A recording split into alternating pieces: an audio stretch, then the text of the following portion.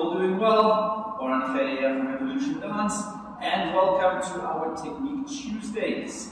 So, we had a bit of a technical lesson and a theoretical lesson last time we did Ballroom. We're going to carry on with that theme, talking about sway, rotation, and swing in our Ballroom dances.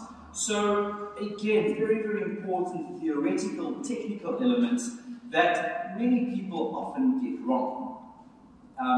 What we want to do is we want to look at how each technique is applied within the body, and then how it's applied in our dancing as well. So first of all, again, let's look at the definitions of each one. We look at rotation first. Rotation, we touched briefly on this in the CVM versus CVMP episode. Rotation is the movement of an object around a specific point.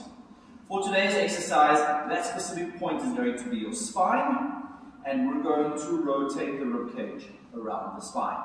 So again, it's the movement of a specific item around a specific point. That's our rotation.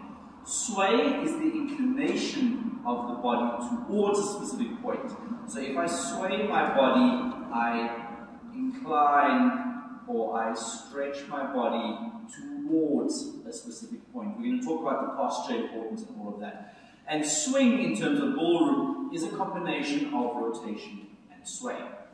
Right, let's have a look at rotation. I'm going to give you guys an exercise for all three of them, which works pretty uniformly. You can do it on your own, or you can do it with a partner.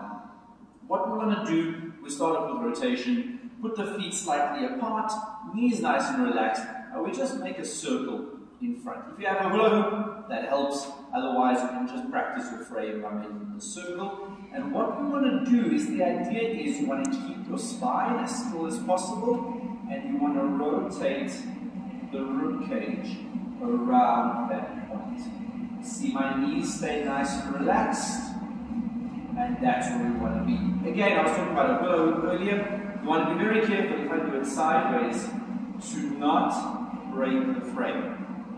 So those shoulders dropping back, or this arm coming across, you want to try and maintain that circle in front of you everywhere you go.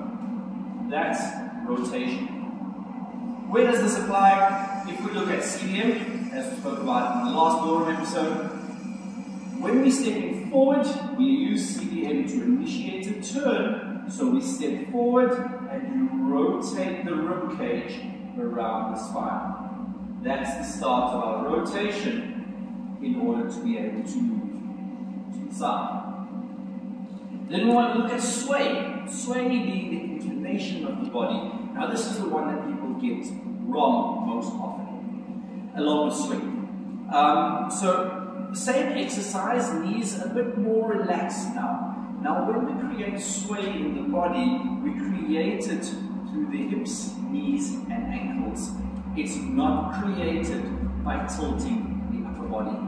Something you want to be very, very conscious of is, as I'm standing, I maintain length and extension in my rib cage. So same exercise, same position. Now when we sway the knees and the hips to one side. You can see what happens. Obviously the frame is no longer parallel to the ground.